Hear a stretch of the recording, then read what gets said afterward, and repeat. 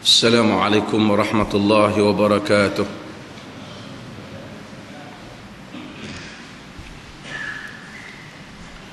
Alhamdulillah, nahmaduhu wa nasta'inuhu wa nastaghfiruh wa na'udzu billahi min shururi anfusina wa min sayyiati a'malina. Man yahdihillahu fala mudilla lahu wa man yudlilhu fala hadiya lahu.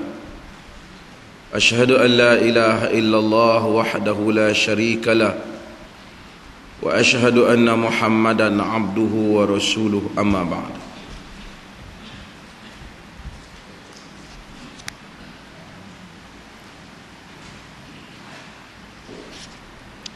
Hadis yang berikutnya ialah hadis yang ke-316 dalam buku tuan-tuan ini,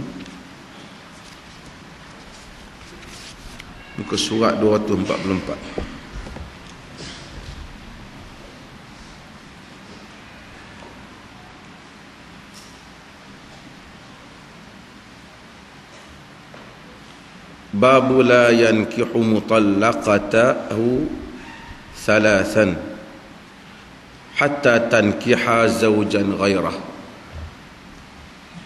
Bab tak dikawini wanita yang telah ditalak 3, atau wanita seseorang, isteri seorang yang telah ditalak 3, sehinggalah dia berkahwin dengan lelaki yang lain. An Aisyah radhiyallahu anha qalat ja'at imra'atu Rifa'ata al-Quradhi ila an-nabiy sallallahu alaihi wasallam faqalat kuntu 'inda Rifa'at al-Quradhi fatallaqani batta talaqi fatazawwajtu ba'dahu Abdurrahman ibn Zubair wa innama ma'ahu mithlu hudbatil thawb. فتبسم رسول الله صلى الله عليه وسلم وقال أتريدين أن ترجعي إلى رفاعة؟ لا حتى تذوقي عسيلته ويذوق عسيلتك. فقالت عائشة وأبو بكر عنده وخالد بن السعيد بالباب ينتظر أن يؤذن له فنادى يا أبا بكر ألا تسمع إلى هذه ما تجهر به عند رسول الله صلى الله عليه وسلم. Hadis riwayat al-Imam al-Bukhari dan Muslim. Daripada Aisyah radhiyallahu anha, katanya, Aisyah ni isteri Nabi yang muda dan banyak meriwayatkan hadis. Di kalangan sarjana hukum, di kalangan sarjana sejarah, mereka berbeza pendapat berapa umur Aisyah berkahwin dengan Nabi sallallahu alaihi wasallam. Ada yang kata ketika Nabi menggauli Aisyah umur 9, ada yang kata kahwin masa umur 6, dan berbagai-bagai lagi lah. Sebahagian mereka menolak, menyatakan Aisyah ketika itu sudah belasan tahun, 17 tahun berkahwin dengan Nabi sallallahu alaihi wasallam. Khilaf yang seperti ini tidak memberi kesan kepada akidah. Setengah orang kata, "Oi, tak boleh. Kerana Ibn Hajar kata, ini semua pandangan ahli sejarah." Mereka yang kata Aisyah kahwin dengan Nabi pada umur yang sudah 17-18 tahun juga bukan bertujuan apa, semata-mata bertujuan untuk mentahqiqkan, menganalisa semula sejarah dan mempertahankan supaya tidak ada anggapan unsur diskriminasi ataupun penindasan ataupun ketidakadilan kepada wanita. Tetapi mereka yang kata Nabi menggauli Aisyah ketika umur 9, mereka juga tahu bagaimana keadaan usia wanita Quraisy. Orang Melayu dulu pun barangkali umur berbelasan tahun sudah kahwin, 11-12 tahun pada zaman dulu sudah kahwin. Padahal tubuh Melayu lebih kecil pada tubuh Arab Quraisy. Dan ini timbul persoalan perbincangan. Kadang-kadang saudara-saudari akan tengok ada perbahasan pendapat ini, ada pendapat ini. Tak perlu takut dengan ilmu, tak perlu takut, boleh baca ke semua. Ini bukan masalah akidah. Syarat nak beriman kena tahu Aisyah kahwin dengan Nabi umur berapa, tak termasuk. Tak termasuk. Aisyah radhiyallahu anha, isteri Nabi sallallahu alaihi wasallam yang paling muda. Anak Abu Bakar Siddiq radhiyallahu anhu. Nabi anak Abu Bakar. Aisyah adalah isteri Nabi, berarti Abu Bakar adalah faham tuan Nabi. Anak Umar bin Khattab radhiyallahu anhu, siapa dia? Hafsah binti Umar, isteri Nabi. Berarti Umar bin Khattab juga adalah pak mentua Nabi sallallahu alaihi wasallam. Katanya ja'at imra'atu Rifa'ah al-Quradhi. Isteri Rifa'ah al-Quradhi datang kepada Nabi sallallahu alaihi wasallam. Faqalat, kata dia, kuntu 'inda Rifa'ah al-Quradhi fatallaqani al-batta talaqi. Aku ni berada dulu isteri kepada Rifa'ah al-Quradhi. Lalu dia talakkan aku dengan talak bat ni habis, talak menghabis. Maksudnya talak apa? Talak ketiga. Kita faham talak yang ketiga lah. Kerana sebab tu dia panggil talak ini talak yang bainunah kubra, yang penghabisan. Fatazawwajtu ba'dahu Abdul Rahman ibnu Zubair. Selepas Rifa'ah talak aku dan ketiga, aku dah tak boleh balik. Dia bila talak yang ketiga berarti tak boleh rujuk semula. Isteri Rifa'ah ni bukan isteri, bekas isteri ya. Dia berkahwin selepas itu dengan Abdul Rahman ibnu Zubair. Nanti masa lain kita akan cerita nama-nama ala tarawih supaya tak terganggu, nak fokus pada hukum dalam sini. Kata wanita ni, aku kahwin dengan Abdul Rahman ibnu Zubair wa innama ma'ahu mislu hudbatis thawb. Aku bersama dengan dia ni macam dengan ujung kain ya.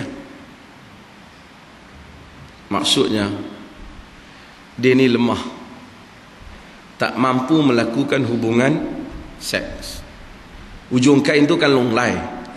Itulah maksud dia. Bahasa dia ni sebenarnya bahasa kiasan yang jelas. Dia kata Abdul Rahman ibnu Zubair ni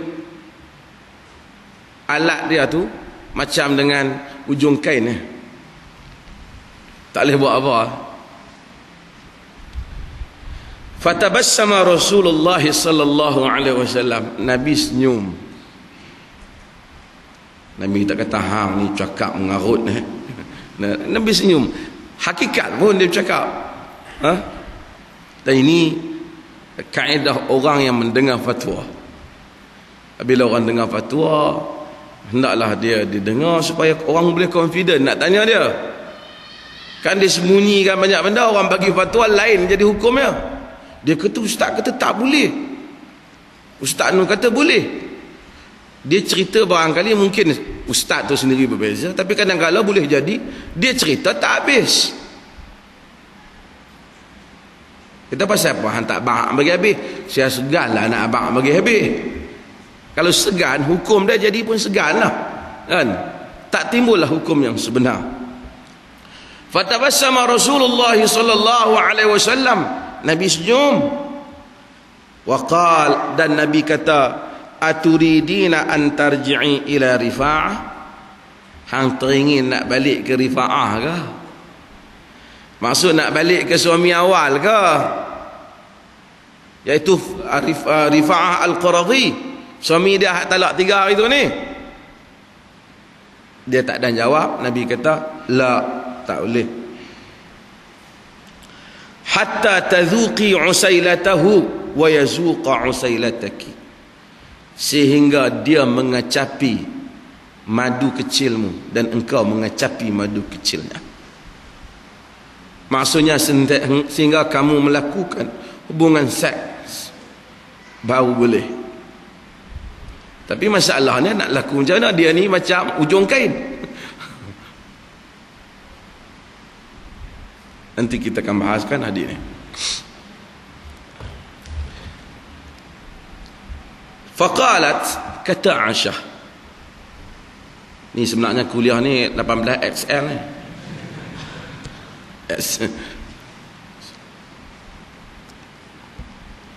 Faqalat, kata Aisyah, wa Abu Bakr indahu wa Khalid bin Sa'ad bil bab. Abu Bakar ada di sisi Nabi dan Khalid bin Sa'ad dok ada di pintu rumah Nabi, yantaziru an yu'zana lahu, dia dok tunggu untuk dia diizinkan masuk rumah. Maksud Nabi, dia duduklah rumah Nabi. Nabi ni oleh kerana rumah Nabi tak besar, tak semua orang boleh masuk. Setiap orang yang nak masuk mesti dengan izin Nabi. Jadi seorang-seorang lah masuk jumpa. Macam urusan pejabat lah juga, bukan semua orang boleh masuk sekaligus dalam rumah Nabi SAW. Sebab itu kadang-kadang Nabi suruh Abu Hurairah jaga pintu, suruh orang ni jaga. Mereka ni jaga. Kadang-kadang Sayyidina Umar dalam kes apabila Sayyidina Umar dengar kata Hafsah ditalakkan oleh Nabi, Umar pergi nak jumpa Nabi, tak dapat keizinan masuk. Dan kita tak boleh kata apa, orang ada urusan. Kita main sama orang kadang-kadang orang ni dia ada urusan, dah kerja, dia tak bagi kita masuk. Kita tahu sombong sungguh. Tak, kita mungkin tak banyak urusan, dia mungkin banyak urusan yang hendak diselesaikan. Hatta Nabi SAW yang begitu lunak dengan umatnya, Nabi tak bagi semua orang masuk. Nabi selesaikan urusan baginda. Jadi Khalid bin Sa'id, dia tunggu nak masuk, dia dengar perempuan ni kata, dia keriau daripada jauh. Orang Arab ni kadang-kadang kan, dia kata, ya Abu Bakr, ala tas'au ila hadhihi ma tajharu bihi 'inda Rasulillah. Abu Bakar, tak dengar ke perempuan ni yang terus terang sangat depan Nabi? Lebih kurang macam tu lah dia kata. Dia rasa hebat, dia rasa hebat Nabi, dia kata terang sangat cakap. Tapi Nabi SAW tak kata apa. Nabi dalam hadis kata fatabassama Rasulullah, Nabi senyum. Dan apabila senyum Nabi termasuk dalam bab yang dinamakan dengan takrir ataupun iqrar Nabi. Nabi bila dia senyum satu benda, tanda dia setujulah, tak salah lah benda tu. Tak mungkin benda salah Nabi senyum. Orang tanya pasal apa, Rasulullah tak larang, saja aku senyum perli kat dia. Dah. Kita mungkin, Nabi tak. Nabi kalau Nabi diam ataupun Nabi senyum, tanda benda tu tidak salah di sisi agama. Balik semula pada hadis ni. Hadis ni penting dalam bab berhubung dengan talak tiga. Di samping hadis ni ada masalah ni disebut dalam Quran. Hadis ini menyebut satu perkara yang penting, merujuk kepada apa yang disebut oleh Al-Quran tentang orang yang ditalak tiga. Apabila seseorang suami talak tiga isteri dia, talak tiga ke talak ketiga ke, sekali kita bahas. Yang penting talak ni nombor tiga. Macam mana talak tu dikira menjadi nombor tiga, kejap lagi kita bincang. Talak tiga, apabila seorang isteri telah ditalak dengan talak tiga, suaminya tidak boleh kembali kepada dia sehingga dia kahwin dengan suami yang lain. Quran kata hatta tankiha zawjan ghairah, sehingga isteri itu berkahwin dengan suami yang lain. Rupanya maksud Al-Quran hatta tankiha, sehingga dia berkahwin, itu bukanlah sekadar akad. Kalaulah lepas dia akad nikah, dia akad nikah, dia lepas dia talak tiga, dia pun kahwin dengan lelaki lain, akad nikah. Lepas akad nikah, malam pertama tak ada apa lagi, suami dia yang kedua tu ceraikan dia. Dia tak boleh kahwin semula dengan lelaki suami pertama. Walaupun cerai tu mungkin sah, sehinggalah dia kena jumpa lelaki lain yang kahwin dan melakukan hubungan dengannya. Dalam kes ni, oleh kerana Abdul Rahman ibn Zubair dia tak berkemampuan untuk melakukan hubungan dengan bekas isteri Rifa'ah Al-Quradhi ni, Nabi SAW tanya, hang rasa nak balik kat dia kan? Nabi kata tak boleh, sehingga hang kena kahwin, hang kena hampa kena mengecapi nikmat hubungan seks. Tidak semestinya turun, dia panggil tidak semestinya inzal. Inzal ini tidak semestinya keluar air mani, tetapi melakukan hubungan seks dalam erti syarak, iaitu tenggelamnya kemaluan lelaki di dalam kemaluan wanita. Apabila itu berlaku dan dia talakkan isteri dia, barulah boleh. Habis itu kita kata kesianlah kat dia, tak boleh balik dah. Macam mana dengan isteri suami yang lemah? Suami yang lemah ini dia boleh angkat kes kepada qadi dan qadi boleh pisahkan perkahwinan. Namun untuk dia balik pada isteri suami yang pertama, tak boleh. Kena kahwin dengan suami yang lain sehingga mereka menikmati hubungan seks yang sebenar. Kenapa Islam buat begitu?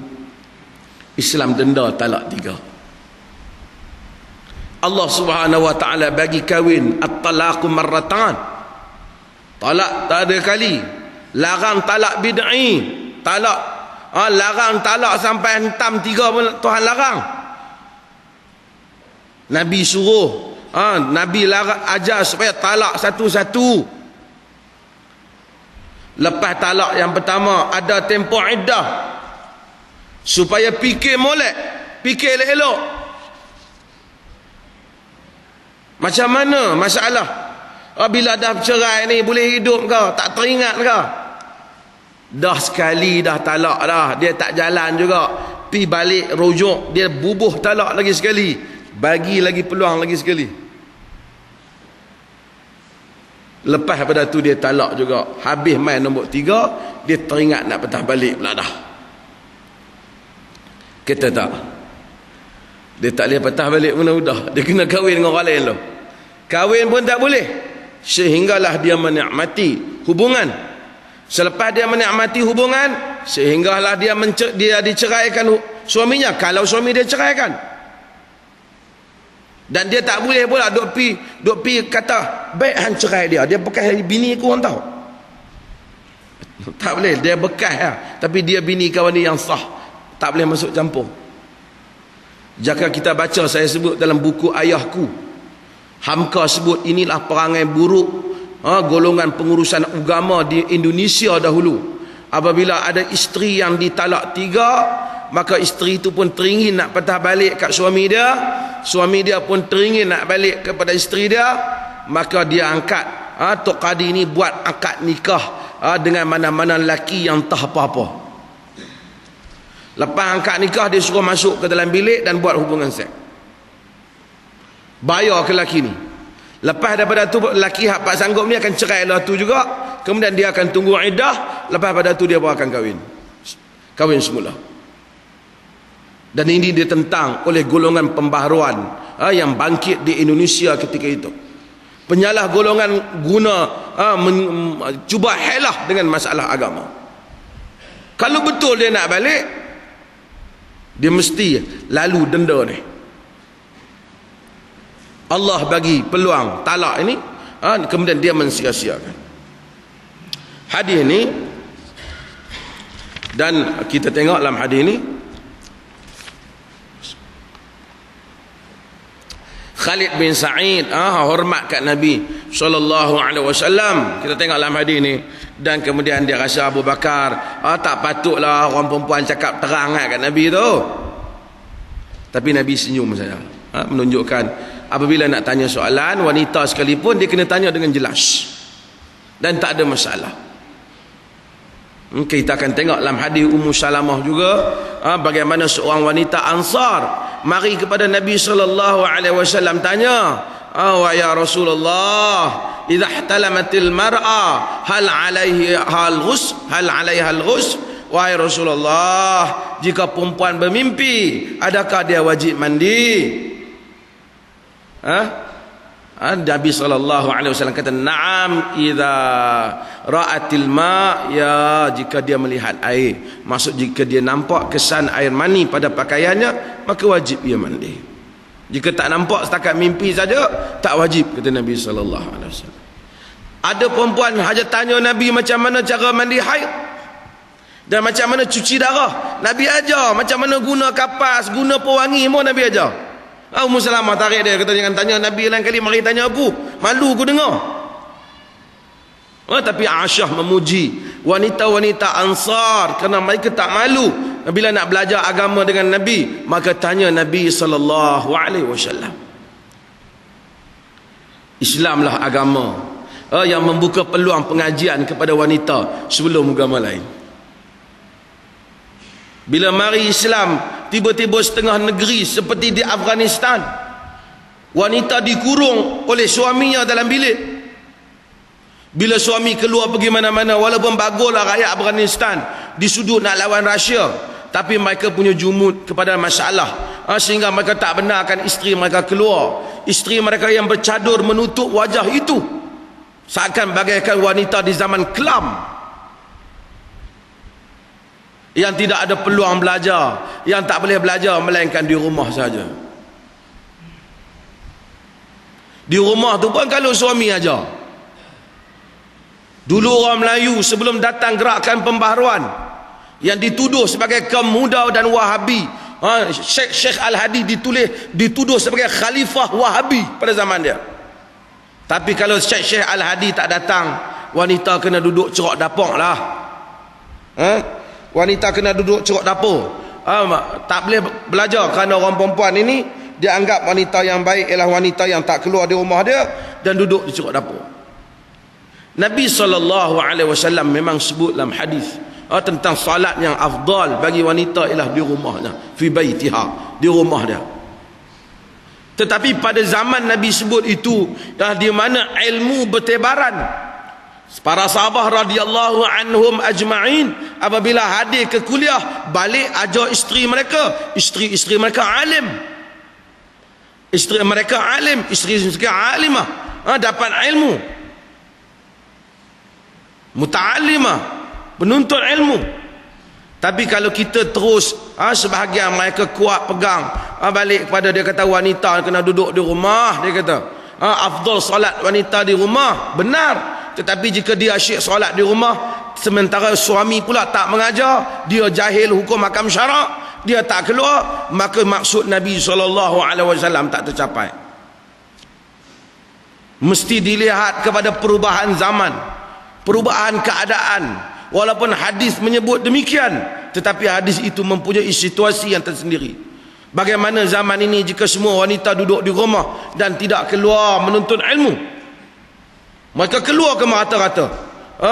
Saya tahu sebahagian rakan-rakan termasuk sahabat-sahabat kita, termasuk yang beraliran salafi juga, memfatwakan bertegas supaya wanita hanya bersolat di rumah. Nabi SAW memang menyatakan afdal salatin nisa fi baitihin, sebaik semayang wanita itu di rumah mereka. Tetapi Nabi SAW juga menyebut la tamna'u ima Allah min masajidillah, jangan kamu larang hamba-hamba perempuan Allah daripada masjid-masjid Allah. Walaupun Nabi kata afdal, tetapi perubahan zaman kelihatannya jika mereka solat di rumah saja, sedangkan suami mereka tidak ajar hukum, suami mereka tidak mendedahkan mereka pada hukum hakam ilmu, mereka akan jadi tak tahu apa-apa. Maka hendaklah dilihat kepada dimensi-dimensi yang baru ini dalam memahami hadis-hadis Nabi sallallahu alaihi wasallam. Balik kepada hadis ini. Dalam hadis ini ada beberapa perkara yang kita tahu bahawasanya tadi kita sebut tentang orang yang ditalak 3 tak boleh balik pada suaminya melainkan setelah berkahwin. Dia bila ditalak 3, apa dia kena buat? Talak ketiga, dia kena beriddah. Habis iddah, dia kena tunggu lelaki lain masuk Minang. Laki lain masuk Minang, setelah laki lain masuk Minang, dia kena setuju. Sekarang dia janda, pak dia tak boleh lagi cadang-cadang, pak dia kena tunggu dia bagi arahan. Kita baca dulu. Cadang boleh lah, tapi kuasa duduk kat dia. Setelah dia kahwin, dia hendaklah melakukan hubungan seks dengan lelaki yang dia kahwin.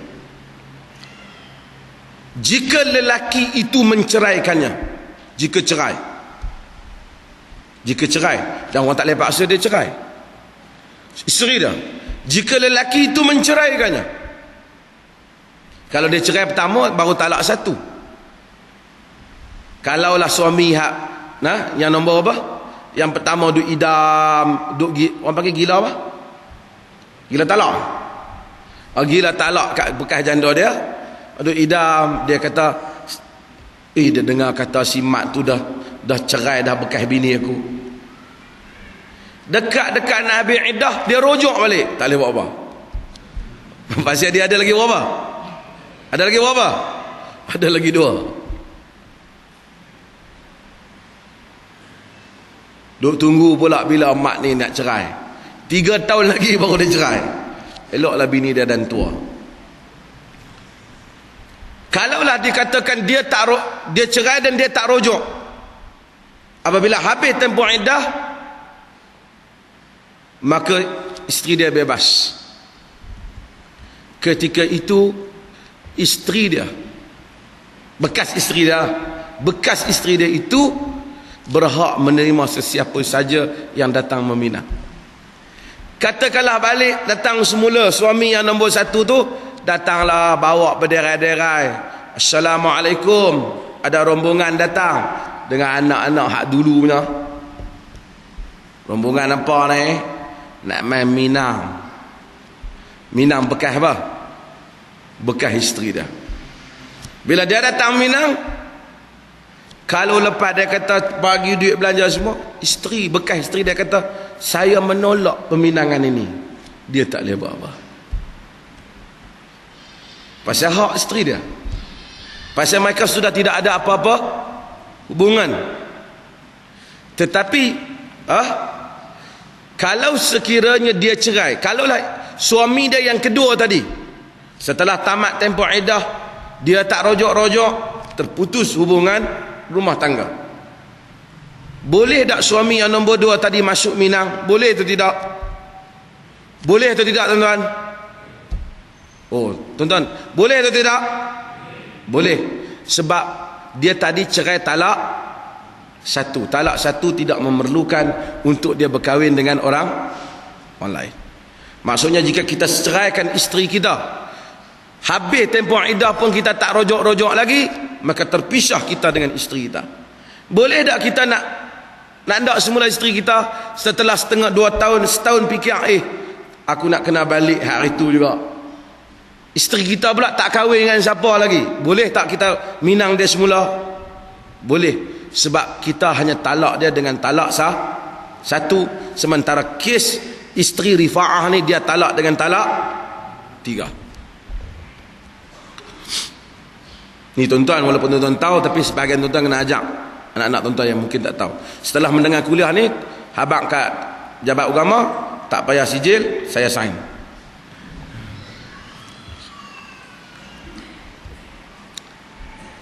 Berikutnya, timbul perbahasan para ulama. Kalau seorang suami kata, aku talak kau dengan talak 3 sekaligus, baru pusingan pertama talak 3 dah, dia geram kat bini dia, masak sambal tak bubuh belacan, dia pun kata, aku talak hang dengan talak 3, baru kali pertama talak.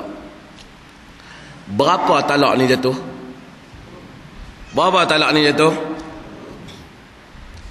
Para ulama berbeza pendapat dalam hal ni. Berlaku perbahasan yang sangat panjang di kalangan sarjana.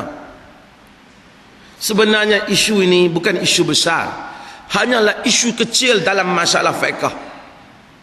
Tetapi tuan-tuan, dalam sejarah ketaksuban mazhab, Ibn Taymiyah dipenjara kerana kes ni, dan dia dituduh sesat kerana kes ni.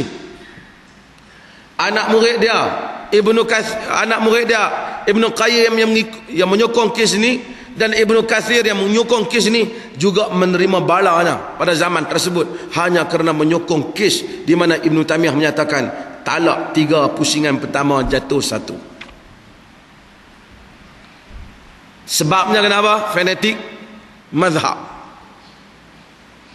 Fanatik ni kacau tuan.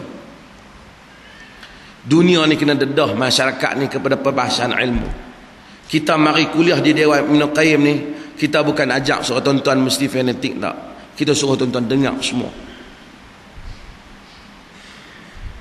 Tuan-tuan mari. Tuan-tuan tak apa, boleh pergi mengaji di mana pun. Tapi tuan-tuan tengok, alhamdulillah mari ke sini dan tuan-tuan tengok.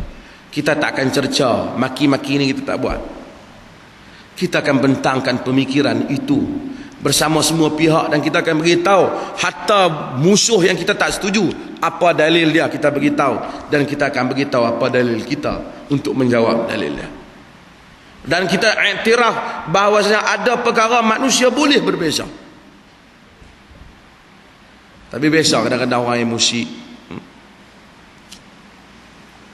Perbezaan itu mesti ditangani dengan baik. Itu pun dulu kita buat forum di sini, apa? Ada PAS, ada UMNO, tak larat nak kawal kak. Kan? Saya baru balik forum Kelantan.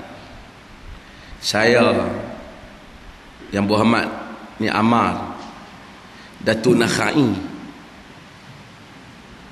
dan saudara Effendi, Ketua Pemuda UMNO, dianjurkan oleh Kerajaan Kelantan. Oh, ribu-ribu orang tuan. Saya tengok sesayuk manusia ni tak tahu. Ada yang pensan-pensan dah. Kalau sekiranya pulih tak kawal tak tahu, orang kali triple semua nak terbang tak tahu. Tuan-tuan boleh tengok lah. Tapi bagus lah, bagus. Dia alhamdulillah. Kita tengok dakwah ni di Kelantan, nampaknya sambutannya pun bagus. Mereka sudi mendengar. Dan saya pergi banyak tempat di Kelantan ini, orang di jalanan, toke-toke kedai sangat menghormati dan sangat seronok berjumpa dengan kita dan merasakan perasaan mereka dengan kita. Alhamdulillah. Dan tapi tuan-tuan boleh tengoklah, hanya biasalah ada suatu dua orang yang begitu, tetapi yang tak setuju tu pun di mana pun ada. Tapi alhamdulillah Kelantan ni nampaknya bumi dakwah yang jika diteruskan akan subur insya-Allah. Balik kepada masalah kita. Ini satu masalah yang besar di mana ulama berkhilaf pendapat tentang hal ini.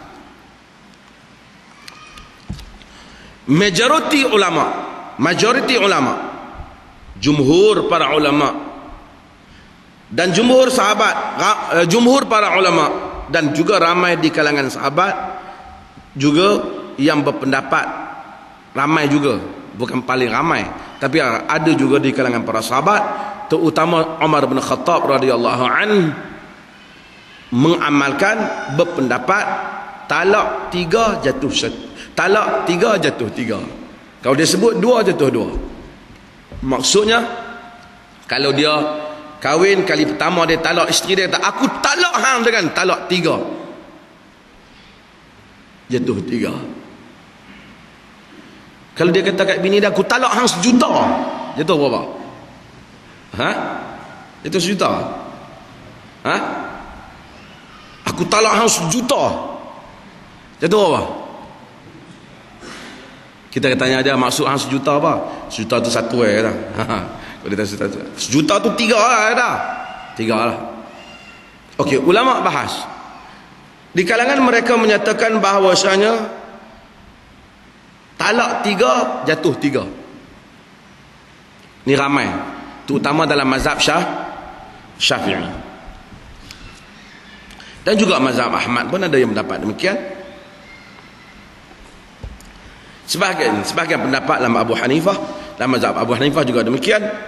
Itulah yang diamalkan oleh negara kita. Sebab tu kalau bini dia kata, Ustaz, Tok Kadi, kami baru kahwin 2 bulan, dia dah talak saya dengan talak 3. Habislah hang 3 lah. Kerana itulah pendapat yang mereka pegang. Dalil mereka dalam masalah ini ialah hadis Urakana bin Abdullah di mana dia talak suami dia, dia talak isteri dia dengan talak al-battah, talak putih. Al-battah ni kita faham talak 3 lah. Dia bagi tahu Nabi SAW. Nabi kata kat dia, wallahi ma aradta illa wahidah. Nabi kata, demi Allah, maksud hang satu, betul tak? Dia kata 3. Aku talak habis dah hang. Nabi kata, hang maksudkan satu tak? Dia kata dia maksudkan satu. Dia kata, dia pun kata, Nabi, ma aradtu illa wahidah, aku maksudkan satu. Nabi suruh dia sumpah 3 kali dalam riwayat tu, dan dia pun sumpah, maka dengan tu dia kira satu. Dia kata 3. Nabi kata, hang maksud satu kot. Dia kata maksud satu. Nabi suruh dia sumpah, dia pun sumpah. Bila dia sumpah jadi Nabi, dia sumpah satu, Nabi pun kata satu. Ni hadis yang digunakan oleh pihak yang kata jatuh 3. Kata mereka, maksudnya kalau dia tak sumpah kata satu, artinya 3 lah. Hadis yang berikutnya ialah hadis yang menyatakan hadis yang kita baca tadi. Pasal dia kata dia talak penghabis, dia tak sebut berapa. Dia pun kata dia talak 3 sekaligus. Yang lainnya ialah mereka menyatakan ialah amalan Umar bin Khattab radhiyallahu an. Di mana Sayyidina Umar pada zaman dia, siapa talak 3 kira 3, siapa talak 2 kira 2. Ini pada zaman Umar, tapi pada zaman Abu Bakar tak ada.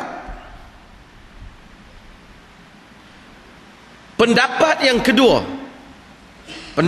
kedua ialah pendapat yang menyatakan bahawasanya talak 3 jatuh satu. Kalau kita geram kat bini kita kata, aku talak hang dengan 3 talak. Itulah kali pertama kita talakkan isteri kita, dikira jatuh satu. Lepas tu kita rujuk, 2 besok kita bagi lagi 3. Lepas tu jatuh nombor berapa? Nombor 2. Begitulah seterusnya, nombor 3 baru kira nombor 3. Tuan-tuan, kalau saya sebut tu, kalau kuasa talak ni ada tangan isteri macam mana? Isteri ada 3, kita ada 3.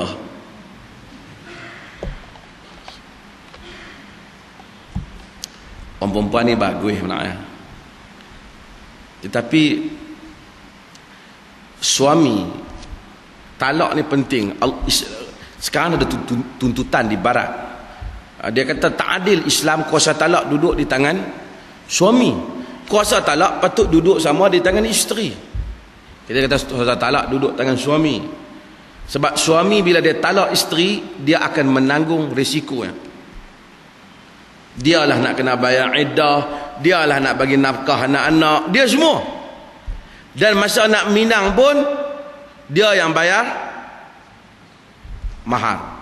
Ini negeri Selangor, Jais.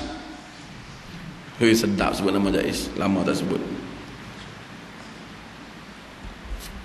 Naikkan berapa jadi? Tuan-tuan, ini bukan penting. Yang masalah sekarang dalam masyarakat kita ialah apa? Hantaran. Hantaran itu yang merupakan adat Melayu. Uang hantaran tu sampai berapa? Baru ni kau tunjuk cincin yang pertama baru 200,000. Baru cincin, nak lain tak kira lagi. Manusia berlumba-lumba untuk bangga dalam hal ni.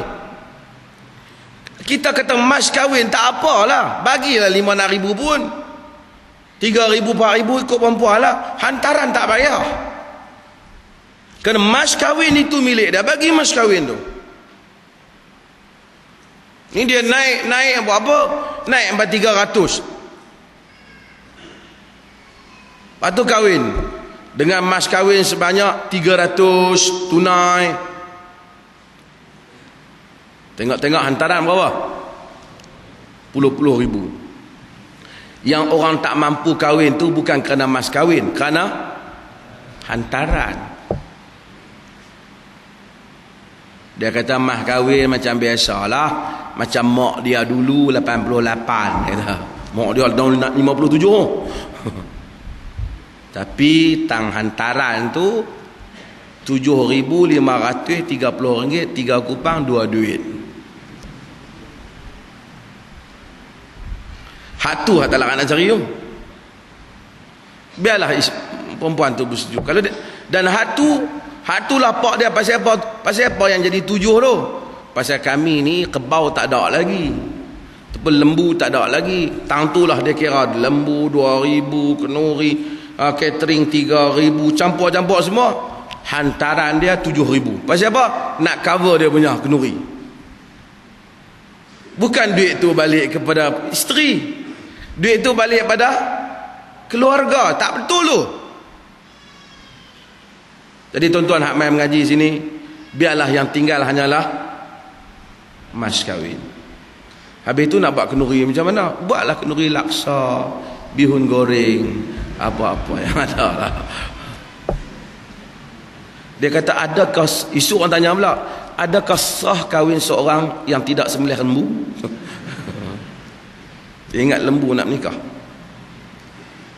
Balik pada pendapat yang kedua. Pendapat yang kedua yang menyatakan talak 3 jatuh 1 bagi pusingan yang pertama, dan seterusnya.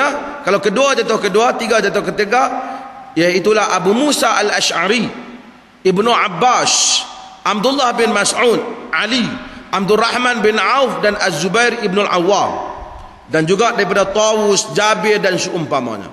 Apakah masalah mereka? Apakah alasan mereka dalam hal ni? Hadis mereka, antara banyak hadis mereka, antaranya ialah hadis Abu Sahbah, ya, dia bertanya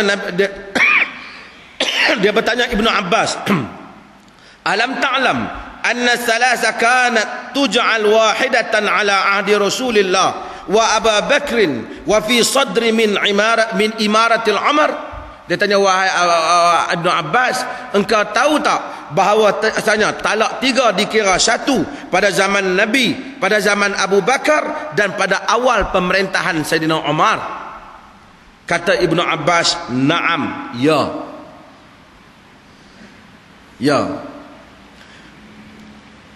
Kemudian kita akan tanya, habis tu hadis jumhur tadi? Hadis jumhur tadi, pertama, mereka berpendapat hadis yang diriwayat Rakanah yang kata kau maksudkan 1, betul tak? Mereka kata kelompok yang kedua ni seperti Ibnu Taimiyah, seperti ulama-ulama lain, bapa Tok Wan Ibnu Taimiyah, Majdus al-Majd Ibnu Taimiyah, al-Majd Ibnu Taimiyah, Tok Wan dia tu pun alim juga. Dia juga menyatakan hadis itu dhaif. Dan Imam Ahmad kata hadis itu dhaif, hadis Rakanah tu. Al-Bukhari kata hadis itu dhaif. Abu Ubaid kata hadis itu dhaif. Ibn Hazmin kata hadis itu dhaif. Dengan tu hadis itu tak menjadi hujah, kata mereka. Yang berikutnya ialah hadis yang kata kau talak 3 kau tak boleh balik tadi. Dia kata itu talak yang ketiga. Yang maksud dia talak yang ketiga. Jadi tak boleh jadi hujah. Yang tinggal, kenapa Sayyidina Umar zaman dia kata talak 3 jatuh 3, sedangkan pada zaman Nabi, pada zaman Abu Bakar ini tak ada dhaif? Memang betul. Ulama-ulama pihak yang kedua ni berpendapat itu adalah ijtihad Sayyidina Umar. Apabila dia tengok pada zaman dia orang main-main dengan talak, dia talak bini dia 1, dia biar. Lepas tu dia talak pula 1, dia biar. Dia naik angin, dia kata 3. Sayyidina Umar kata 3 kira 3. Ni ijtihad Umar. Oleh kerana ini ijtihad Umar, pandangan Umar, maka ini bukanlah perkara putus. Sesiapa yang nak bersetuju dengan mazhab Umar pun boleh, sesiapa yang tak mau bersetuju dengan mazhab Umar pun boleh. Dan Ibn Taimiyah, dia berpendapat dia tak setuju dengan ijtihad Umar, kerana dia kata Allah menyatakan at-talaqu marratan, talak tu 2 kali bagi rujuk. Tujuan talak itu ialah Allah bagi 3 tu kerana Allah nak selamatkan keadaan. Allah kesian kat kita. Allah takut kita gopoh, Allah takut kita silap, Allah takut kita kegelincir lidah, Allah takut kita tergesa-gesa, nanti kita menyesal. Maka kita dibuat berperingkat-peringkat supaya dalam tempoh peringkat-peringkat itu kita boleh berfikir. Maka dengan itu talak 1, mesti ikut aturan dia 1, 2 dan 3. Ini pendapat Ibn Taymiyah. Jadi ulama dalam masalah ini ada 3 pendapat. Pertama, mereka menyatakan kalau talak 3, jatuh 3 dan tak berdosa apa. Harus. Pendapat yang kedua, ini pendapat mazhab Syafi'i dan Ahmad. Pendapat yang ketiga, pendapat Imam Malik dan Abu Hanifah dan juga sebagian mazhab Ahmad kata talak 3, jatuh 3 tapi berdosa pasal tak ikut aturan. Pendapat ketiga kata talak 3, jatuh 1 dan tak kira jatuh 3 kerana menyanggahi contoh teladan yang Nabi tunjuk, dan ini perbuatan bid'ah kata mereka. Kerana Nabi talak satu-satu, ajak talak satu-satu, dia pergi talak 3 sekali. Maka ulama berbeza pendapat dalam hal ni. Kalau kita berbalah dalam sebuah negeri yang talak 3, jatuh 3, maka kita rujuk kat qadi, maka itulah keputusan qadi, maka kita tak boleh buat apa. Kalau kita dengan isteri kita faham talak 3, jatuh 1, isteri kita pun faham macam tu, kita pun faham macam tu. Mazhab Ibn Taymiyah dan mazhab sebahagian para sahabat dan mazhab Abu Bakar Siddiq yang sebelum daripada zaman pemerintahan Umar dan sahabat-sahabat pada zaman tu. Kita pergi kata aku talak hang 3, marah kat bini. Lepas tu bini kata amboi abang apa 3. Lepas tu kita reda, kita kata 3 pun jatuh 1. Bini dia kata saya pun faham macam tu lah. Kira jatuh apa? 1. Kalau kita nak lapor kat qadi pun kita habaq jatuh 1. Kita talak bini kita 3. Bini kata amboi sampai hati abang apa 3. Dia kata abang mengaji ada 3 ni jatuh 1, abang sokong hak kata jatuh 1. Dia kata cek dak lah, cek 3 kira 3. Duk tunggu pun lama kata. Dia angkat kes ni kepada qadi, qadi kata jatuh 3, maka mazhab apabila berkhilaf dalam hal ni mazhab qadi. Maka kira jatuh 3 pasal qadi ada kuasa. Kalau dia angkat dah qadi, qadi putih 3. Tu kalau qadi sini, kalau angkat perlih 3 jadi 1 lah. Boleh 3 jadi 1. Sayyidina Umar bin Khattab radhiyallahu anhu.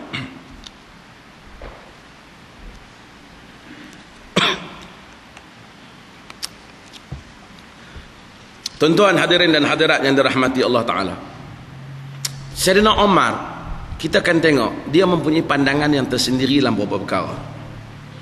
Dia meraihkan apa yang dinamakan dengan taghayyuruz zaman, taghayyurul fatwa bitaghayyurul makani waz zaman. Berubahnya fatwa disebabkan berubahnya tempat dan masa. Dan kita juga kena sedari benda tu. Bapa Hamka dia adalah pejuang pembaharuan. Jadi bila geng-geng anak-anak muda ni mereka baca buku Ibn Qayyim, baca apa, mereka kata talak 3 jatuh 1 pasal dia ikut Ibn Taymiyah tokoh pembaharuan. Pak Hamka ni pun dia pro pembaharuan, tapi dia tak setuju dengan pendapat ni.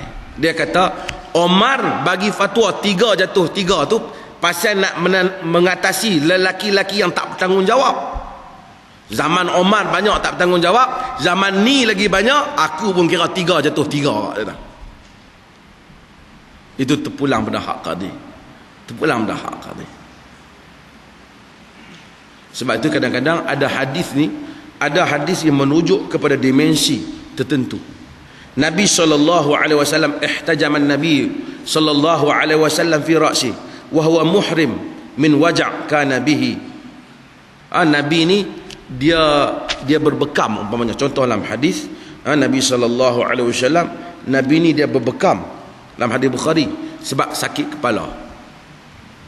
Tuan-tuan, sunnah ni pun saya nak sebut sunnah. Kita tak pasal kepala tak sakit apa tak sakit, tengok-tengok bekam. Muda kita tengok mai buat kepala kotak tu pasal apa ni? Bekam. Syekh pasal apa entah bekam sakit kepala?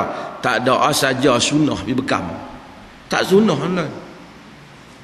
Nabi bekam pasal dia sakit. Tak pasal-pasal tak payah pergi bekam. Setengah orang dia kata sunnah pergi bekam. Tak pasal-pasal dia pergi bekam siapa?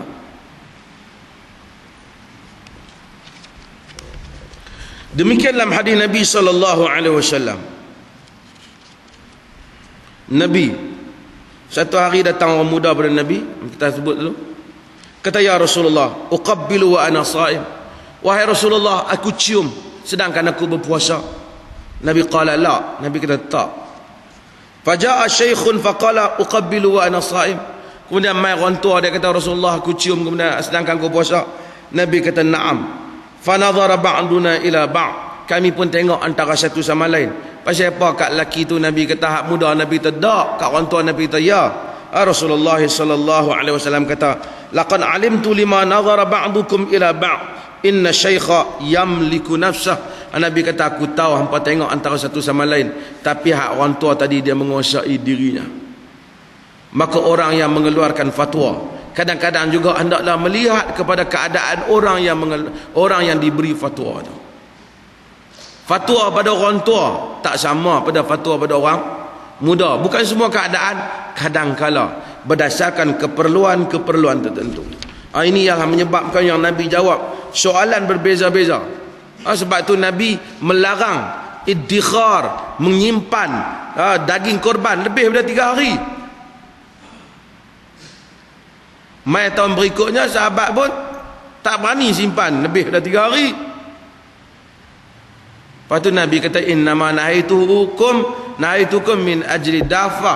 Aku larang kamu pasal tahun tu kemarau. Nabi kata, bila dah tak kemarau simpanlah lama mana pun. Nabi nak mau bila tahun kemarau tu jangan duk simpan, semua bagi ke orang, bagi makan buang. Jadi apabila berubah keadaan, kadang-kadang fatwa juga berubah. Maka ada hadis-hadis yang memang terikat dengan dimensi-dimensi yang tertentu. Sehingga Nabi SAW tengok Kaabah.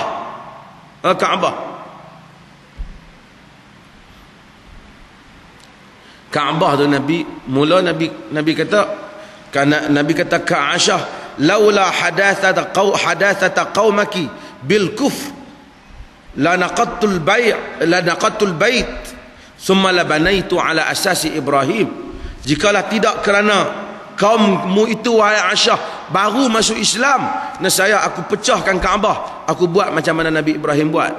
Masuk Kaabah sekarang tu tak ikut skala asal yang dibuat oleh Nabi Ibrahim. Tinggi dia semuanya, Quraisy tambah, ni tambah. Tapi Nabi tak mau nak pecah kerana bimbang masa tu Quraisy baru masuk Islam dan Kaabah ni terlalu sensitif.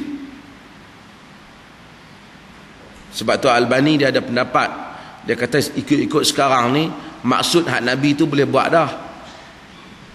Macam tu juga Nabi tak semayang tarawih berjemaah pada berapa malam. Berapa malam dia Nabi buat kerana Nabi bimbang ia menjadi fardu. Bila Nabi dah tak ada, maka tarawih berjemaah tak jadi masalah. Umar buat kerana memang Nabi pun buat. Berapa malam Nabi buat. Tetapi Nabi bimbang kemudian menjadi kefarduan. Memang Allah tak fardukan benda yang kita tak mampu, tapi Nabi bimbang umat itu malas dan tak buat. Lalu Nabi semayang dalam rumah. Sedangkan Nabi semayang dah dengan mereka berapa hari. Sebab itu kata Al-Imam Syatibi, sebab itu apabila Nabi dah wafat, maka apa yang Nabi bimbang tu tak berlaku guna wahyu dah tak turun, maka Umar buat tak bukan perkara bid'ah. Kerana memang Nabi tak buat. Ada orang kata tengok Umar buat benda baru. Umar tak buat benda baru. Benda tu memang Nabi buat, cuma Nabi berhenti kerana Nabi tak nak menjadi wajib kepada umat. Bila kebimbangan tu dah hilang, Nabi SAW dah wafat, maka sahabat buat. Dan inilah banyak perkara yang kita akan tengok di dalam hadis-hadis Nabi SAW. Dan hadis Nabi yang diriwayatkan oleh Imam Ahmad Nabi kata dalam hadis Bukhari, Nabi kata innal yahuda wan nasara la yasburun fa khalifuhum. Nabi kata orang Yahud dan Nasara ni tak warnakan rambut, maka kamu bezakan dengan mereka. Dalam hadis lain riwayat Ahmad, Nabi kata ya ma'syaral ansar hammiru wa saffiru wa khalifu ahlul kitab. Wahai orang Ansar, merah dan kuningkan rambut bagi berbeza dengan ahlul kitab. Tapi lah ni ahlul kitab pun merah kuning dah. Yalah, tapi hadis ni menunjukkan pada masa itu disunatkan mewarna rambut kerana nak berbeza dengan ahlul kitab. Kerana Nabi masa itu sedang mengukuhkan identiti supaya ada kebanggaan dan jati diri, kerana ini umat baru yang sedang dibina. Dan hadis ini juga menunjukkan warnakan rambut tak ada masalah. Asalnya Nabi benarkan, bahkan Nabi suruh supaya membezakan dengan Yahudi dan Nasara. Cuma dah zaman dah berubah, budak-budak black metal pula bawah rambut dia, jadi kemudian kita jadi macam itulah. Tapi kalau ada orang warnakan rambut sebenarnya tak ada masalah. Ni tuan-tuan ni rambut putih-putih ni, kalau nak warnakan nampak kuning-kuning sikit pun tak masalah apa. Kot-kot depa kata nak kena cari inai ke? Zaman dulu inai lah, zaman lah pergi cari hak lang kotak tu sudahlah. Tak ada masalah. Cuma jangan minggu depan mai semua rambut biru sudah. Tu lain sangatlah. Islam pun larang libas tu syurah, larang pelik pada orang kan. Tapi isteri kita dia boleh warnakan. Tuan-tuan kau tengok elok ke rambut merah Mariah Carey ke, rambut Paris Hilton kan, tuan-tuan nak suruh bini tuan-tuan warnakan rambut, tidak salah lah. Bukan kerana tiru mereka. Apabila kita tengok rambut orang mana elok kot jalan, elok sungguh rambut dia, pasal apa rambut bini aku tak elok, pergi beli satu kotak tu, suruh bini kita warnakan rambut. Bini dia kata orang tua ni ubah tabiat semua, dia kata. Tapi sebenarnya kata tak, ustaz kata memang boleh hang warnakan rambut, bagi aku kenal lebih, kata. Tak salah, termasuk di dalam wa'ashiruhunna bil ma'ruf, menggauli mereka dengan cara yang ma'ruf. Menggauli mereka dengan cara yang ma'ruf. Cuba tengoklah kesesuaian lah. Tak ada masalah. Dan isteri boleh mewarnakan rambut untuk suami. Dia boleh warnakan rambut untuk suami, kerana itu tidak salah. Wallahu ta'ala alam. Ada soalan? Ada soalan tuan?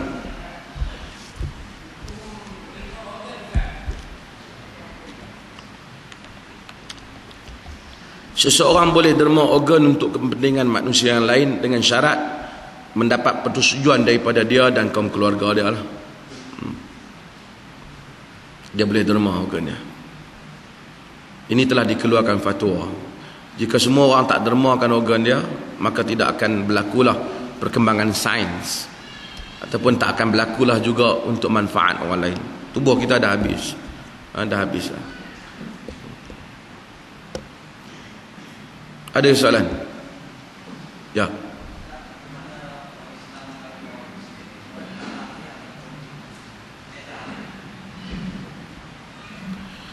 Orang lelaki, wanita muslimah tidak boleh berkahwin dengan lelaki Kristian. Cuma para ulama berpendapat bahawasanya majoriti ulama juga berpendapat lelaki Islam boleh berkahwin dengan wanita Kristian. Wal muhsanatu minal ladzina utul kitab, dan wanita-wanita muhsanat, wanita yang baik, bukan wanita lacur, bukan wanita buruk, di kalangan mereka yang diberikan kitab. Dalam mazhab Syafi'i dia tak benarkan, kerana dia tengok ada larangan Ibnu Umar. Tetapi Umar bin Khattab pernah melarang Huzaifah Ibnu Yaman daripada berkahwin dengan wanita Kristian. Bila ditanya Umar, adakah kau mengharamkan apa yang telah dihalalkan oleh Allah? Umar kata tak, tapi aku tak suka rahsia negara bocor. Quran mengizinkannya, tetapi untuk kahwin ia banyak kesan. Jika perkahwinan itu memberi mudarat pada masa depan anak-anak kita, kita lelaki yang lemah, maka eloklah kita elakkan. Tapi jika kita yakin perkahwinan itu boleh menyebabkan dia dekat dengan Islam dan kita dapat menguasai keluarga, maka perkahwinan itu boleh memberi manfaat. Boleh memberi manfaat. Ini bergantung pada lelaki jugalah. Sama juga. Kadang-kadang kita berkahwin, kita bagi lelaki berkahwin dengan orang baru masuk Islam. Bukan dia bagi kontu faham Islam lagi, kontu rosak Islam lagi. Jika dia wanita halal kitab juga, sama edah macam wanita muslimah.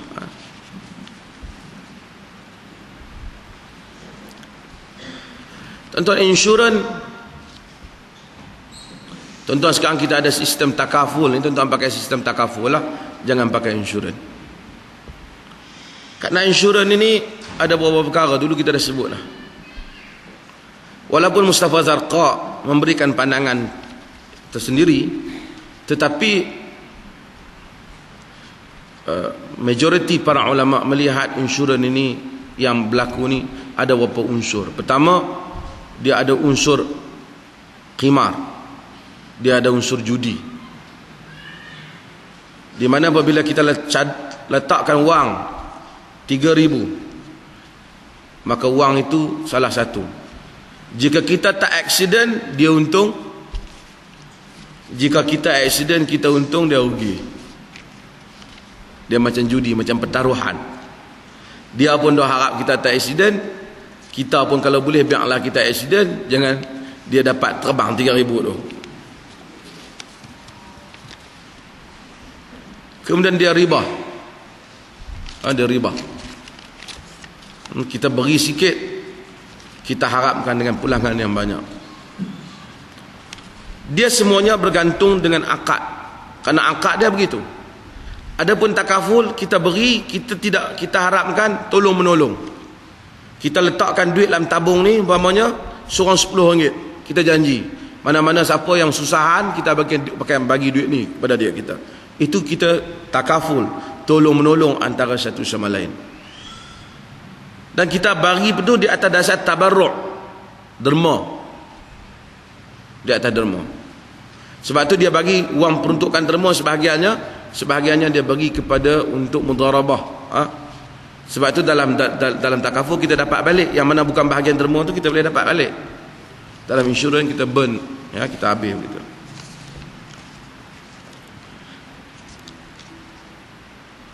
Apakah maksud hadis wa man lam yastati' fa alaihi bis-shaum? Siapa yang tak mampu maka dia hendaklah puasa. Ini hadis ni kita dah hurai awal dulu. Ada kaset, ada CD. Huraian hadis ni. Apa maksud suruh puasa bagi orang yang tak mampu kahwin?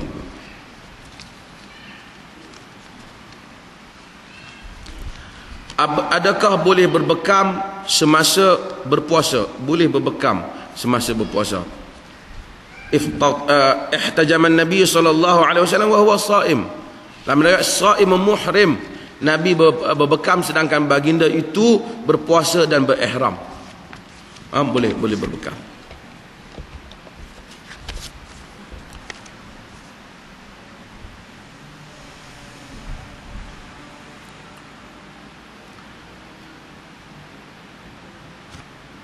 Pada malam Ramadan, semua yang kita salat pada bulan Ramadan ialah qiyam Ramadan.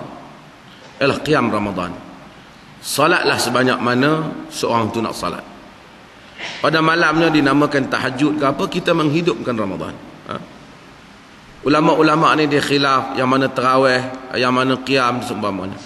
Saya wallahu taala alam menyatakan yang sebenarnya saya berpendapat sama dengan Syekh Ibn Baz dalam hal ini, bahawasanya tidak ada had bilangan di dalam beribadat pada malam-malam bulan Ramadan. Walaupun hadis Ummu Salamah dan Aisyah menyebut 11 dan 13, itu rakaat yang paling afdal jika dibuat seperti yang dilakukan oleh Rasulullah sallallahu alaihi wasallam. Kemudian seorang tu kalau nak lepas pada tu dia nak solat, dia nak bangun. Setengah ada orang dia bangun tengah malam tak solat apa, duduk senyap. Pasal apa dia kata tadi dah sebelah dah. Kalau semayang pula tak boleh. Sedangkan Nabi tak had. Nabi kata wa in khashiya ahadukum as-subh falyutir. Jika dia bimbang subuh maka dia witir. Yang ni semayanglah sehingga dekat subuh witir. hadis-hadis yang disebut yang diriwayat daripada Nabi sallallahu alaihi wasallam dalam masalah ni. Maka dengan itu maka boleh bersolat. Dan kita buat 8, tak ada masalah. Atau kita kepanjangkan dengan kadar mampu. Ada negeri keluarkan perkeliling 8 tak sah. Selangor. Tak tahu lah tarik balik kata. Tak boleh dia kata. Siapa buat 8 Wahabi.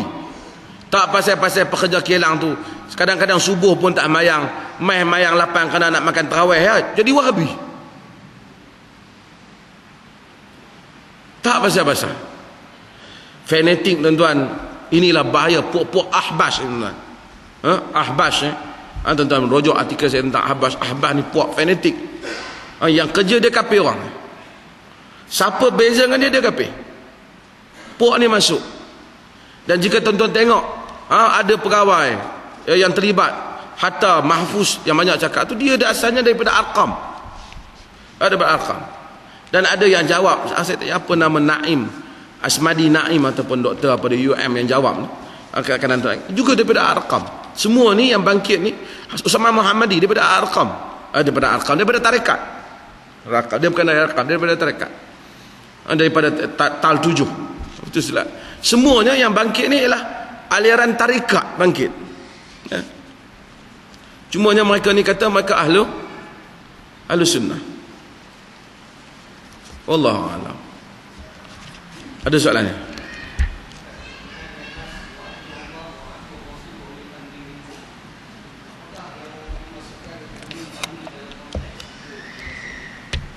Ati'ullah wa ati'ur rasul uli amri minkum. Ta'an Allah, ta'an Rasul dan ulil amri, pemerintah. Walaupun Al-Imam Syafi'i menyebut demikian, itu yang diriwayat, dia sebut juga Al-Qurtubi menyebut perkara yang sama, At-Tabari menyebut perkara yang sama, iaitu di mana sebahagian ulama memaksudkan ulul amri itu ialah para ulama di kalangan kamu. Tetapi ulul amr ini lebih merujuk, sama ada jika ia merujuk pada ulama pada satu sudut, dalam masa yang sama ia juga merujuk kepada pemerintah di kalangan kamu. Pemerintah orang yang punya kuasa di atas tanah dan rakyat. Mereka adalah pemerintah dan wajib kita taat dalam perkara yang ma'ruf.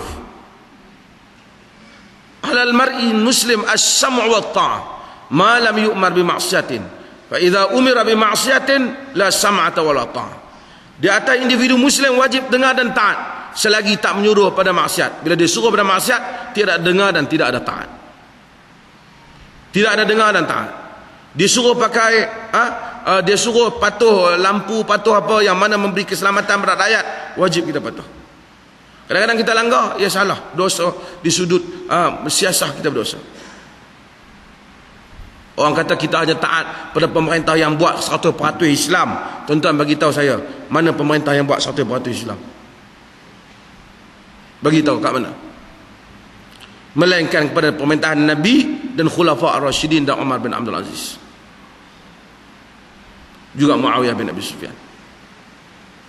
Yang lain daripada itu semua mereka melanggar. Tetapi ulama still menyatakan wajib taat pada ulul amri. Taat, kata Nabi, Nabi kata walau ammara alaikum abdun habasyi, walaupun memerintah ke atas kamu hamba habasyi, taat selagi dia tidak menyuruh perkara yang menyanggah kitab dan sunnah. Tak pasal-pasal kita bangkit tentang hanya hanya kerana kita tak setuju. Sekalipun kita tak mengundi dia dalam pilihan raya, tetapi bila dia zu syaukah, dia ada kuasa, maka kita taat pada dia dalam bidang kuasa dia. Jika semua orang kata tak wajib taat dan semua buat urusan masing-masing, maka berselerak dunia ni, berbalah dunia ni. Hatta kita pergi ke negeri kafir, kita taat kepada pemerintah pada benda-benda yang ma'ruf, yang ditegaskan oleh pemerintah kafir itu. Apabila kita telah berjanji, kita masuk negeri dia, kita janji nak patuh peraturan dia, maka kita tak boleh langgar, kerana kita pegang pada janji sebagai orang Islam. Kalau kita buang sampah merata-rata, naik kereta buka tingkap buang sampah, berdosa kita. Kalau kita janji, dalam negeri kita pun berdosa. Kita buang buangan dalam sungai, pemerintah larang kerana merosakkan orang awam, kita buang, dosa kita. Itu sunnah tu tak? Jangan ada orang sunnah kita naik kereta buka tingkap baling apa? Baling ayat kotak, pam kena kereta belakang. Tak sunnah tu.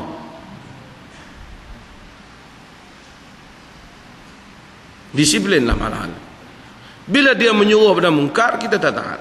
Bila dia salah, kita nasihat dia, kita kritik dia, tetapi kita tidak keluar menentang dia dengan senjata. Sahabat bertanya, kan sahabat Nabi SAW dah tanya dah benar ni. Tak, kata Nabi, selagi mereka mendirikan salat.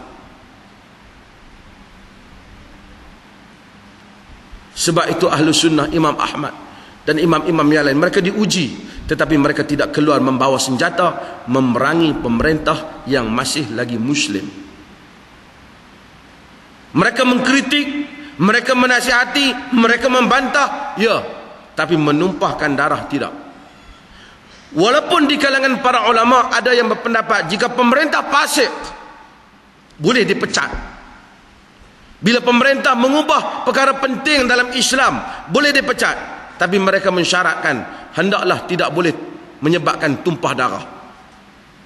Kalau kita pandai boleh masuk ke tampuk kuasa, pi pecat dia dengan surat, dia pun berhenti senyap, naik orang yang baik, tak apa. Dalam zaman sekarang kalau boleh kita pecat dengan sistem demokrasi, tak apa, sebab tak tumpah darah.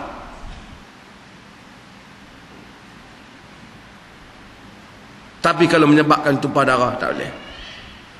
Sistem demokrasi tak tumpah darah, tak apa. Ataupun rakyat keluar tak tumpah darah tapi menyatakan bantahan, zahirkan bantahan, tak tumpah darah, tak apa. Tapi kalau keluar buat rusuhan, pukul orang awam, pecahkan harta awam, pukul polis, ini tidak boleh.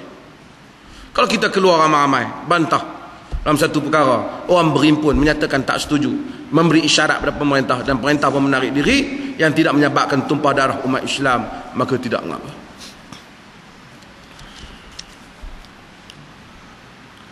Akidah 3 serangkai dan perbezaannya dengan sifat 20. Allah Ta'ala. Tuan-tuan pergi, saya ingat ramai dah tulis, Abu Shu'aib ada tulis. Minggu depan ni nanti insya-Allah jawatankuasa sini tolong fotostatelah lah akidah 3 serangkai ni. Tuan-tuan, akidah 3 serangkai ni yang dia orang duk serang ni, akidah yang menyatakan tauhid rububiyah, uluhiyah, asma' dan sifat.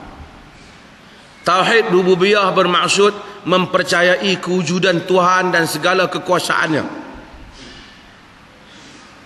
Tauhid uluhiyah mempercayai, beriman Tuhan yang wujud dan segala kuasaan itu wajib kita untuk mengabdikan diri kepadanya. Hanya kepada dia tempat kita bertawakal, beribadat dan berdoa. Tauhid asma' dan sifat bermaksud kita mensifatkan, memanggil Allah dan sifat-sifatnya berdasarkan apa yang Allah khabarkan kepada kita dan sesuai dengan kebesaran dan kemuliaan Allah. Tu ya. Puak ni kata tauhid 3 ni sama dengan Trinity. Macam puak Kristian kata Bismillahirrahmanirrahim, Allah Ar-Rahmanir-Rahim sama dengan Trinity, Tuhan Bapa, Tuhan Anak dan Tuhan Roh Kudus. Mai puak-puak Ahbash ni kata benda yang sama. Dia kata dia ahli sunnah. Tuan-tuan, tauhid rububiyah, uluhiyah, asma' dan sifat ni tuan-tuan dengar bila?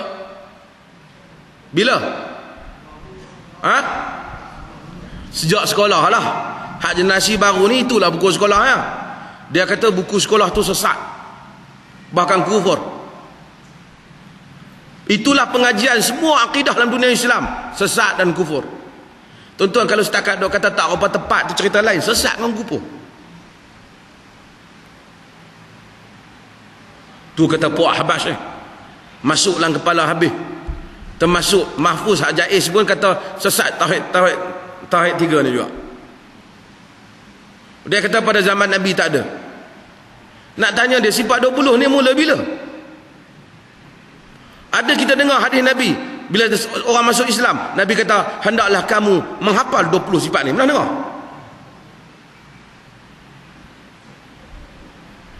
Tuan-tuan, bukan bermula dengan Ibn Taymiyah. Sejak Ibn Mandah lagi telah menyebut benda yang sama, iaitu manusia ini, tuan-tuan, orang kafir percaya wujudnya Tuhan ataupun tidak? Percaya atau tidak? Percaya. Mereka percaya Allah berkuasa ataupun tidak? Percaya. Wala in sa'altahum man khalaqas samawati wal ard wa sakhkhara asy-syamsa wal qamar la yaqulunna Allah. Jika ditanya orang kafir itu siapa yang menciptakan langit dan bumi, menundukkan bulan dan matahari, nescaya mereka akan menyatakan Allah. Bila hujan turun, pergi tanya Acong, Acong kata, Acong, ini hari lu punya bapak simbah air daripada atas. Tak ada, dia tak kata. Dia kata ini Tuhan turunkan hujan.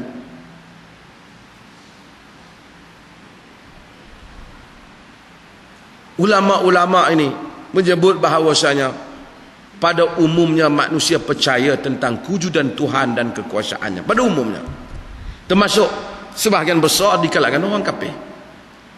Perkara ini dinamakan dengan rububiyah, tauhid, yakni mereka mengesahkan Tuhan dalam hal ini. Dia kata ada yang tak esahkan, biasalah ada yang tak esahkan, tetapi ramai yang menyatakan memang Allah, semua kekuasaan ini balik kepada Allah. Tetapi yang mereka salah ialah dalam urusan tauhid uluhiyah. Mereka tahu kata Allah, tetapi mereka meminta kepada selain daripada Allah. Mereka beribadat kepada selain daripada Allah. Mereka berdoa kepada selain daripada Allah. Mereka bergantung pada selain daripada Allah. Tauhid ini dinamakan dengan tauhid uluhiyah ataupun tauhidul ibadah.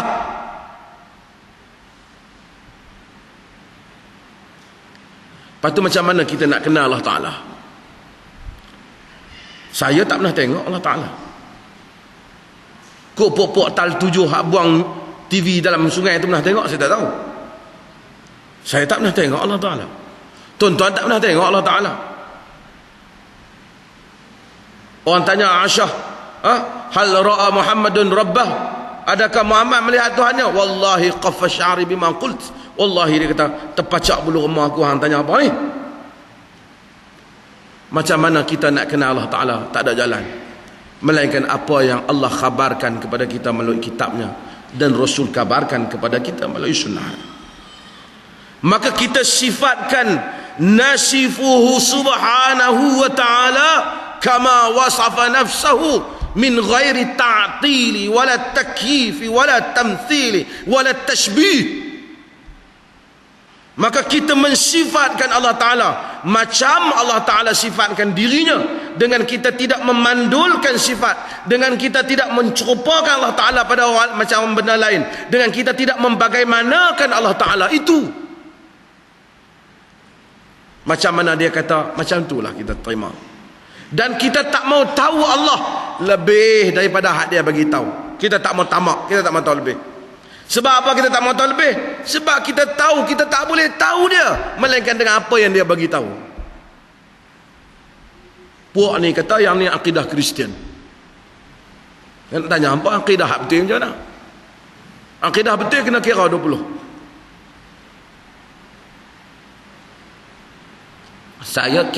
Kita tak pernah kata sifat 20 sesat. Tak pernah kata. Dia kata puak-puak ni kata sifat 20 sesat. Ni tuan-tuan, darabani wa baka, syatamani wa shtaka. Dia maki aku, dia pukul aku, dia khayau. Dia maki aku, dia pergi mengadu ke orang. Kita tak kata sifat 20 sesat. Hang habaq mai, siapa pergi kata sifat 20 sesat? Orang kata tak cukup hak tu. Takkan kita nak kata Tuhan tak bersifat dengan wujud? Tentu Tuhan wujud. Cuma wujud qidam. Cuma perkataan qidam tu kita kata al-awwal wal akhir.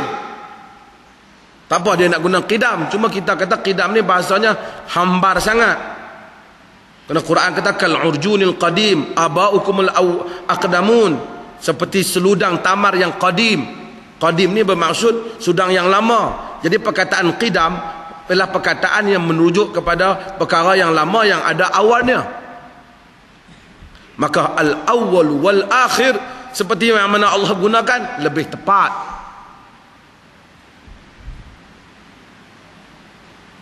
Lepas tu baqa, Allah Ta'ala kekal. Kita semua orang kata Tuhan kekal. Mana ada orang kata Tuhan musnah? Tapi kita kata macam itulah, Allah kekal semua. Tapi bukanlah manusia ni kalau nak beriman ada lawan tak ada, dengar lawan pekak. Tak payahlah, dengarlah tak pekak lah tu. Ada 20 ni, 20. Dia kata lagi tak percaya 20, tak sah iman. Macam mana dengan Abu Hasan Asy'ari dulu yang meletakkan 13, Abu Mansur At-Maturidi meletakkan 13, dahulu sebelum itu meletakkan 7 saja. 20 ni datang kemudian apabila sifat ni pergi ke Afrika.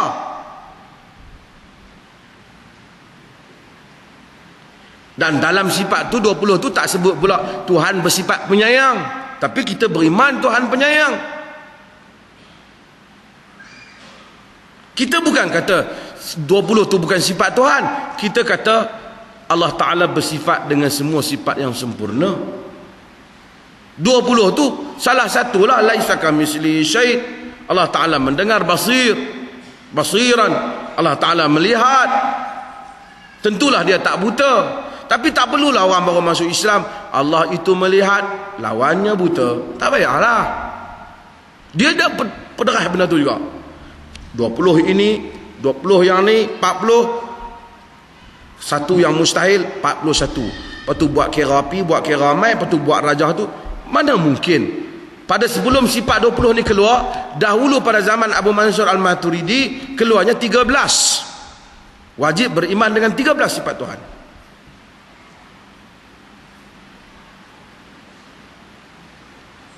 Kemudian berlaku perbahasan falsafah. Dia kata, orang kata Allah Ta'ala melihat, tak cukup. Basiran, tak cukup. Allah Ta'ala basir, tak cukup. Mesti kaunuhu basira. Berkeadaan dia juga melihat. Dia kata kerana orang yang melihat kadang-kadang tak nampak juga, kerana tak perasan, maka hendaklah berkeadaan Tuhan melihat. Ketika itu unsur falsafah masuk ke dalam pemikiran tauhid ini. Bukan pemikiran tauhid, ke dalam perbahasan teologi, ke dalam perbahasan kalam.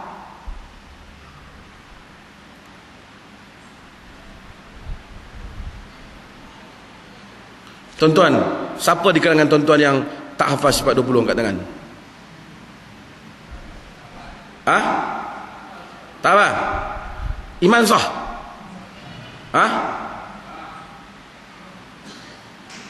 Tuan-tuan, antara dia orang yang duk kata ni puak-puak pembaharuan ni suka sesat ke orang, siapa yang suka sesat orang?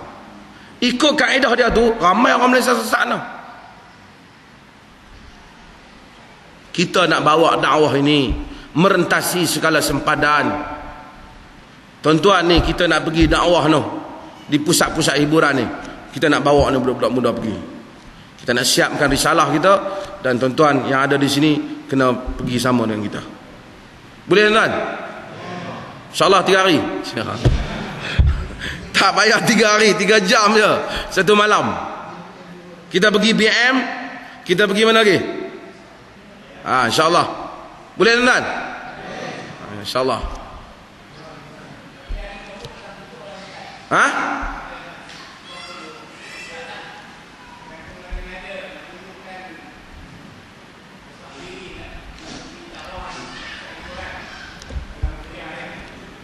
Betul?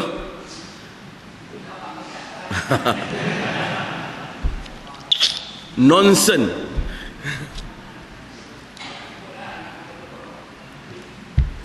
Kalau dia tak kutuk saya, dia nak buat kerja apa pula? Saya pun pahala tak berapa banyak. Kalau boleh dia bagi-bagi sikit, alhamdulillah. Yang penting kita kena buat kerja. Tak padan nak dakwah kat situ je. Kita kena dakwah merentai. Tadi Erma Fatimah telefon saya. Saya nak buat program, nak sekat lorong Haji Taib dari ujung sana sampai ujung sini, kita turun pergi dakwah. Artis sokong, kalau pondok tak sokong, tak apa. Pondok tu artis pun ada fikir macam mana nak bagi dakwah geng-geng ni. Kita akan pergi, dan saya akan bawa Haji Khalid mengiringi Emma Fatimah untuk pergi.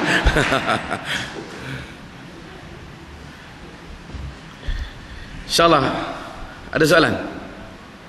Ya.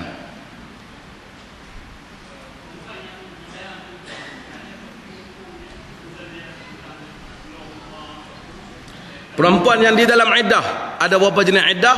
Iddah talak 3, iddah talak sughra dan seumpamanya, iddah talak raj'i, dan kita akan bahaskan nanti insyaAllah.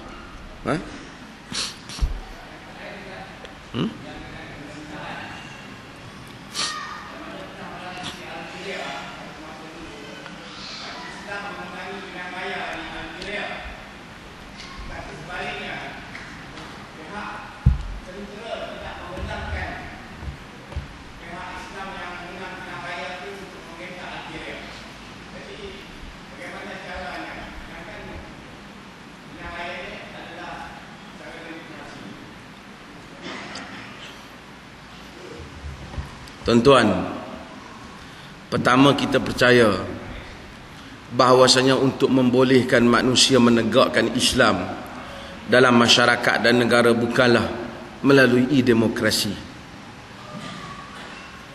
Mestilah dengan melalui dakwah. Jika orang memangkah kita kerana orang tak puas hati dengan pihak orang lain, sedangkan orang tidak beriman dengan cita-cita kita, adakah boleh untuk kita menegakkannya? Kita tak mungkin boleh. Bahkan kita akan terpaksa mengikut kehendak pengundi kita. Tetapi jika kita berdakwah, menyampaikan dakwah, memahamkan masyarakat tentang hakikat Islam, jangan cakap pasal politik saja. Cakaplah tentang Islam yang menyeluruh. Tunjuklah Islam, Islam yang tak maki orang, Islam yang tak cerca orang, Islam yang bernas, Islam yang berhujah, Islam yang menegakkan keadilan, Islam yang adil untuk semua, Islam yang memberikan insan kekhusyukan hati, kesyahduan jiwa terhadap Allah Azza wa Jal, Islam yang memberikan insan ketegasan perasaan, kekentalan jiwa untuk menghadapi dunia. Islam inilah yang kita nak ajar pada masyarakat. Jika mereka beriman bersama dengan kita, kalaupun kita tidak menang pilihan raya, tapi satu hari orang yang akan duduk di kerusi-kerusi itu akan mengenang dakwah kita, dan mereka akan mengubah di mana di parti mana pun mereka berada. Tapi jika sekiranya kita menang melalui pilihan raya, sedangkan rakyat bukan bersama dengan kita, hanya bersama dengan isu-isu orang lain, dan lalu marah pada orang lain, tak tahu nak beri undi pada siapa, berilah undi pada kita, akhirnya kita terpaksa mengikut kehendak mereka. Kita bukan dapat menegakkan cita-cita kita. Yang Allah akan tanya kita di akhirat kelak, kau menang pilihan raya ke tak? Tak. Allah akan tanya, engkau melaksanakan tanggungjawab dakwah ini ataupun tidak? Ada Nabi yang tak menang. Bahkan dalam hadis Bukhari, Nabi menyebut ada Nabi di hari akhirat, Nabi melihat manusia, para umat sesayup mata memandang. Ada Nabi yang ramai orang di belakangnya. Ada Nabi yang bersama dengannya sekumpulan manusia. Ada Nabi bersama dengan nafar, berapa orang. Ada Nabi yang belakangnya seorang. Kata Nabi, wan nabiyyu laisa ma'ahu ahad. Ada Nabi yang tak ada siapa pun di belakang dia. Balik akhirat, tak ada siapa sokong kau ya Allah. Tapi dia tetap mulia di sisi Allah Ta'ala kerana dia menyempurnakan tanggungjawab dakwah. Yang kita minta kepada diri kita dan saudara-saudara sekalian ialah menyampaikan dakwah. Soal orang nak menerima dan menolak itu soal yang lain, tetapi soal kita di hadapan Allah, kita telah menyampaikan risalah Islam ini. Islam yang syumul, Islam yang adil, Islam yang memberkati hidup, Islam yang mengubah cara fikir, Islam yang mengubah akhlak, Islam yang mengubah disiplin, Islam yang mengubah seluruh perjalanan seorang insan. Walaupun insan itu tak tahu apa itu politik, tapi bila dia kenal Islam, dia tahu bagaimana nak berfikir dengan cara yang betul. Islam ini yang kita ajak. Jika orang beriman dengan Islam ini, kita lambat laun akan dapat mengubah masyarakat ini. Beberapa kejadian yang akhir ini mengingatkan kita bahawasanya walaupun kita tak ada kuasa politik, tetapi ramai orang menyokong dakwah ini. Walaupun daripada parti yang berbeza-beza. Kerana itulah tabiat dakwah. Ia masuk ke rumah Abu Bakar, ia juga masuk ke rumah Abu Jahal, sehingga anaknya Ikrimah beriman dengan Nabi. Ketika bapa-bapa Quraisy itu menolak Nabi, anak-anak mereka menjadi pembela Nabi sallallahu alaihi wasallam. Kita akan bawa dakwah ini. Sebab itu yang lebih penting daripada demokrasi ialah dakwah. Demokrasi jika kita masuk pun pilihan raya hanya bagi nak membuktikan manusia yang telah menerima dakwah menyokong cita-cita dakwah. Tapi kalau sekadar nak kempen, orang bagi lembu, kita bagi lembu. Orang lompat, kita lompat. Orang bagi rokok, kita bagi rokok. Orang bagi arak mabuk dekat orang asli kat pilihan raya, kita pun pergi bagi juga. Kononnya kerana kita nak meraihkan demokrasi, bagi orang undi kita tidak memberi manfaat. Jika manusia semua beriman, tak ada siapa boleh lakukan. Kita terima demokrasi untuk sebagai salah satu jalan yang mungkin, bukan pasti, yang mungkin boleh memenangkan sebahagian suara Islam, tapi tidak putus. Algeria salah satu contohnya, setelah menang mereka tak dapat apa-apa. Kita akan teruskan dakwah. Saudara-saudara yang hadir ke sini, tak payah bagi tahu dakwah ni kami dakwah untuk Dr. Asri. Tak ada dakwah untuk saya. Kami ni orang dakwah Dr. Asri, tak ada kaitan dengan Dr. Asri kami Nuqayyim. Dakwah ini kaitannya di langit. Dakwah ini kaitannya dengan Islam dan dengan Nabi. Sesiapa yang berdakwah kepada apa yang Nabi ajak, menyeru pada Islam yang syumul dan sejahtera, maka kita bersama dengan dakwah dia. Dewan ini dan saya hanya bersudi, hanya menyediakan kemudahan untuk membantu dakwah itu dengan kadar yang kita mampu. Kita adalah jamaah kaum muslimin yang akan meneruskan agenda Nabi, dan kita mewarisi agenda ini seperti mana para pejuang di setiap negeri dan daerah, zaman dan tempat mewarisi perjuangan Nabi sallallahu alaihi wasallam. Mudah-mudahan Allah Taala rahmati kita semua. Sekian, wassalamualaikum warahmatullahi wabarakatuh.